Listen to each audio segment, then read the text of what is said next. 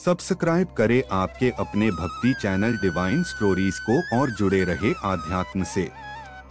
अजा एकादशी या कामिका एकादशी का व्रत भाद्रपद के कृष्ण पक्ष की एकादशी को किया जाता है। इस एकादशी के दिन किया जाने वाला व्रत समस्त पापों और कष्टों को नष्ट करके हर प्रकार की सुख समृद्धि प्रदान करता है। अजा एकादशी के व्रत को करने से पूर्वजन्म की बाधाएं दूर हो जाती हैं। इस एकादशी को जया एकादशी तथा कामिका एकादशी भी कहते हैं। इस एकादशी के दिन भगवान विष्णु के उपेंद्र स्वरूप की पूजा आराधना की जाती है तथा रात्रि जागरण किया जाता है। इस पवित्र एकादशी के फल लोक और परलोक दोनों में उत्तम कहे गए हैं। अजा एकादशी व्रत करने से व्यक्ति को 1000 गौदान करने के समान फल प्राप्त होते हैं।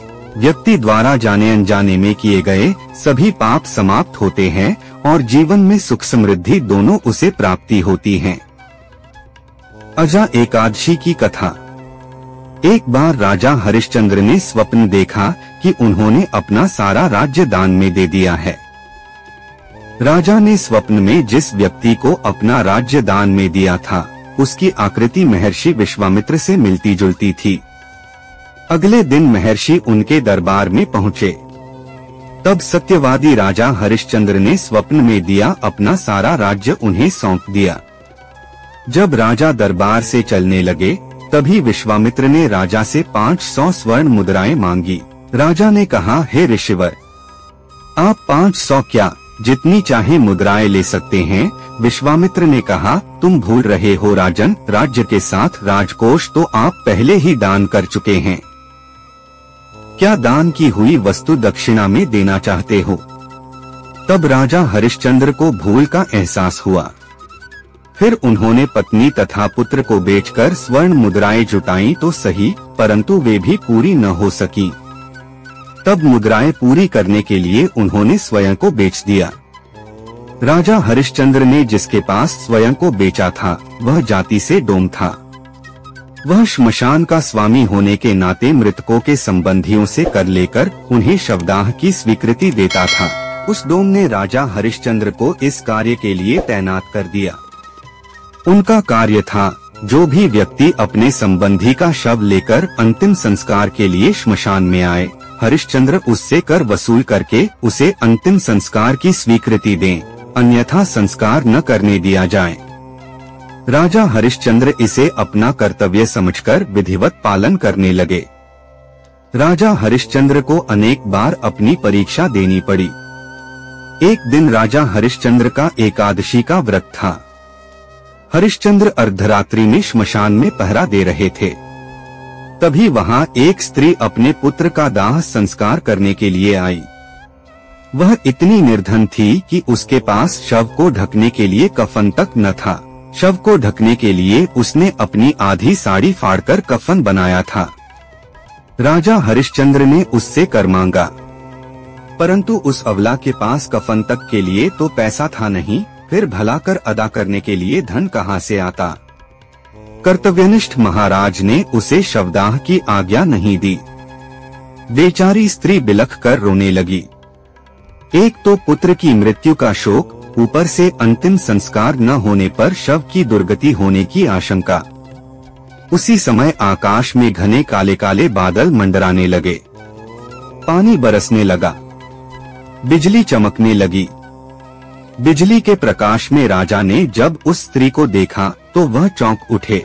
वह उनकी पत्नी तारामती थी और मृतक बालक था उनका इकलौता पुत्र रोहिताश्व, जिसका सांप के काटने से असमय ही देहांत हो गया था।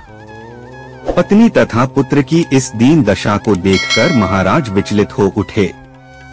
उस दिन एकादशी थी और महाराज ने सारा दिन उपवास रखा था। दूसरे परिवार की यह दुर्दशा देखकर उनकी आंखों में आंसू आ गए। वह भरे हुए नेत्रों से आकाश की ओर देखने लगे, मानो कह रहे हों, हे ईश्वर, अभी और क्या क्या दिखाओगे। परंतु यह तो उनके परीक्षा की घड़ी थी। उन्होंने भारी मन से अनजान बनकर उस स्त्री से कहा, देवी, जिस सत्य की रक्षा के लिए हम लोगों ने राजभवन का त्याग किया, स्वयं को बेचा उस सत्य की रक्षा के लिए। अगर मैं इस कष्ट की घड़ी में न रह पाया तो कर्तव्यच्युत होऊंगा। यद्यपि इस समय तुम्हारी दशा अत्यंत दयनीय है, तथापि तुम मेरी सहायता करके मेरी तपस्या की रक्षा करो। कर लिए बिना मैं तुम्हें पुत्र के अंतिम संस्कार की अनुमति नहीं दे सकता। रानी ने सुनकर अपना धैर्य नहीं खोया और जैसे ही शरीर पर लिपटी हुई आधी साड़ी में से आधी फाड़कर कर के रूप में देने के लिए हरिश्चंद्र की ओर बढ़ाई तो तत्काल प्रभु प्रकट होकर बोले, हरिश्चंद्र, तुमने सत्य को जीवन में धारण करने का उच्चतम आदर्श स्थापित करके आचरण की सिद्धि का परिचय दिया है। तुम्हारी कर्तव्यनिष्ठा धन्य है, तुम इतिहास में अमर रहोगे। राजा हरिश्चंद्र ने प्रभु को प्रणाम करके आशीर्वाद मांगते हुए कहा, भगवान, यदि आप वास्तव में मेरी कर्तव्यनिष्ठा और सत्याचरण से प्रसन्न हैं, तो इस दुखिया स्त्री के पुत्र को जीवन दान दीजिए। और फिर देखते ही देखते ईश्वर की कृपा से रोहिताश्व जीवित हो उठा। भगवान के आदेश से विश्वामित्र ने भी उनका सारा राज्य वापस लौटा दिया। व्रत की विधि। अजा एकादशी का व्रत करने के लिए उपरोक्त बातों का ध्यान रखने के बाद व्यक्ति को एकादशी तिथि के दिन शीघ्र उठना चाहिए। उठने के बाद नित्य क्रिया से मुक्त होने के बाद सारे घर की सफाई करनी चाहिए और इसके बाद तिल और मिट्टी के लेप का प्रयोग करते हुए कुशा से स्नान करना चाहिए। स्नान आदि कार्य करने के बाद भगवान विष्णु की पूजा करनी चाहिए। भगवान श्री विष्णु का पूजन करने के लिए एक शुद्ध स्थान पर धान्य रखने चाहिए। धान्यों के ऊपर कुंभ स्थापित किया जाता है। कुंभ को लाल रंग के वस्त्र से सजाया जाता है और स्थापना करने के बाद कुंभ की पूजा की जाती है। इसके पश्चात कुंभ के ऊपर विष्णु जी की प्रतिमा या तस्वीर लगाई जाती है।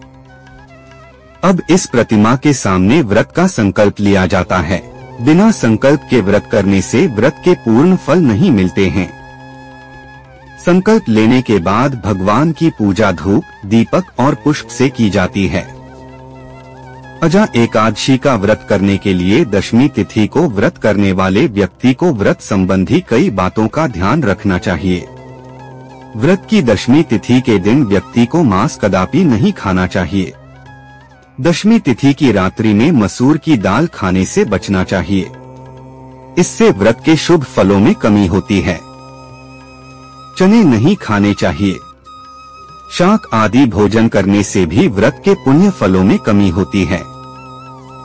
इस दिन शहद का सेवन करने से एकादशी व्रत के फल कम होते हैं। व्रत के दिन और व्रत से पहले के दिन की रात्रि में कभी भी मांग कर भोजन नहीं करना चाहिए। इसके अतिरिक्त इस दिन दूसरी बार भोजन करना सही नहीं होता है। व्रत की अवधि में व्यक्ति को जुआ नहीं खेलना चाहिए। एकादशी व्रत हो या अन्य कोई व्रत, व्यक्ति को दिन समयावधि में शयन नहीं करना चाहिए। दशमी तिथि के दिन पान नहीं खाना चाहिए। दातुन नहीं करना चाहिए। किसी पेड़ को काटना नहीं चाहिए। मिलते हैं अगली वीडियो में, तब तक के लिए नमस्कार।